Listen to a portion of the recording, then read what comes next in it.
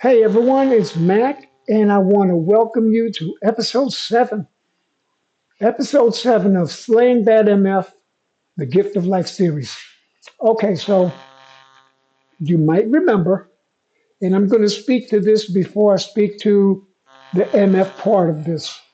But when I hurt myself because of a bad fall back in February, um, I never really had an opportunity to address it because we were still addressing all the issues with the myelofibrosis.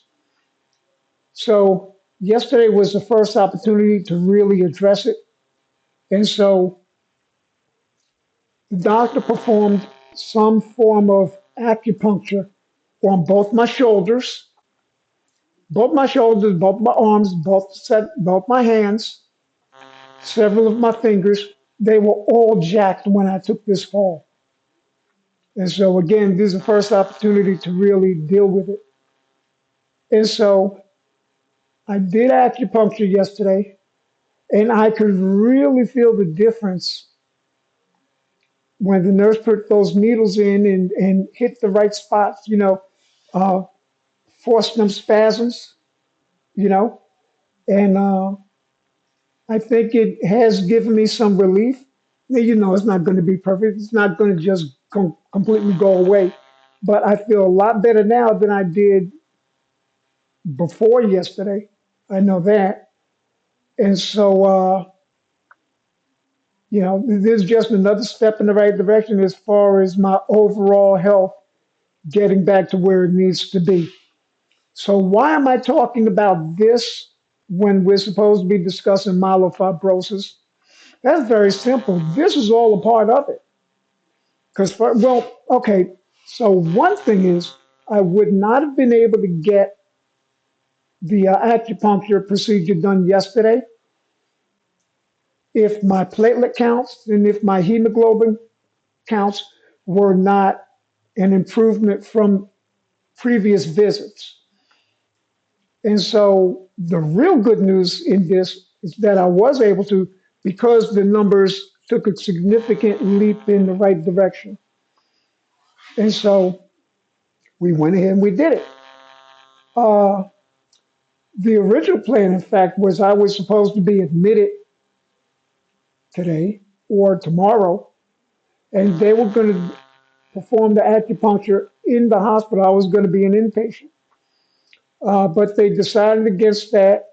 I was then scheduled to go in this coming Monday, but because acupuncture has actually given me such relief, I did talk to my doctor, and he agreed that, well, if the acupuncture is working, and oh yeah, by the way, I'm also on steroids now. Maybe it's best we wait and see how this works out because it has given me some relief, and I'm feeling really, really good. Okay, so now we'll talk about MF. I already stated to you that uh, the numbers are trending upward. Still no sign of myelofibrosis in my blood. Uh, I think the donors' cells are trying to take shape. Here we are just a week later. Um, I'm going to kind of sort of claim it, but I'm not entirely sure about that. Again, I have an appointment Monday with Dr. Zogi, and I'll see what he says.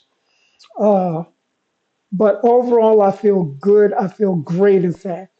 And, my aim right now is to get my immune system to the point where I can travel by uh, midsummer, say late July, because in early August, I want to travel back east for a family reunion. Something a lot of y'all don't know about me, but I was adopted at birth. And only a few years ago was I able to uh, get in contact with biological family. And so I did make the one last year. I had held off on transplant. I had held off on the transplant so that I could be sure to make it to the reunion. So I want to make it a second time now. This may be my last trip. for any number of reasons. You know, it could be because of health, it could be because of age, it could be because of a number of things. Who knows? But I want one last chance to go travel and see my family. All right, so I'm going to shift gears here a little bit. Um, I have been asked why it seems like overall I handle this MF situation as well as I do. I don't know how well I handle it, to be honest, but I will let you all decide. What I will tell you is that I had a wonderful teacher in my father, and he lived for a lot of the years that that I could remember. He lived with a disease called Paget disease. It's a form of a bone disease. He was a letter carrier for over 40 years, and he handled that bag over his shoulder uh, all through Spanish Harlem in New York. I'm bringing this up because I would come home from school. My sister would come home from school. He always greeted us with a smile, with a hug, or whatever. Weekends, my sister never missed a dance class. I never missed uh, music lessons or basketball games or whatever, because even though he may have been hurting, he never let that impact us, my sister and me. And so as a youngster, I had this great example. And my dad never taught me by saying, hey, Mike, this is how you do such and such. Come here, let me show you. It was always by example.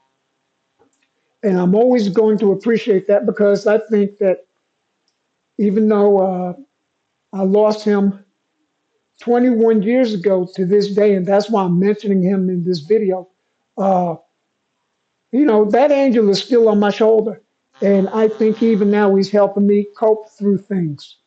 So I don't know who you look to in those tough moments, but I hope you have an angel on your shoulder. Mine is my dad. And yeah, I know with Mother's Day coming up in a couple of days, and everybody's talking about their mother. Well, what I'll tell you about my mother is while my father perhaps instilled the mental strength in me to move forward and just push through, my mother, I think, is the one who instilled the power of positive thinking. And so, as a tandem, they were a good set of parents. So, uh, Dad, if you're listening up there, thanks for the lessons. And I hope, like I said, I hope you all have somebody. All right. This is a real short video. I understand you might be expecting a little bit more, but I don't have anything more to give right now, except, well, there is one more thing. You see this shirt I'm wearing? It says Titanium Strong. There's a story behind it. I used to have polycythemia vera, PV, and I was heavily involved in a number of Facebook groups devoted to people with PV. And, remember what I said a moment ago about positivity?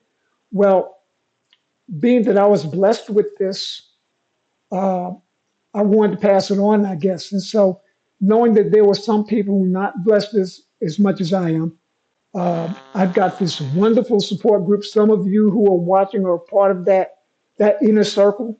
I love you all. Thank you, thank you, thank you, thank you. I can't thank you all enough.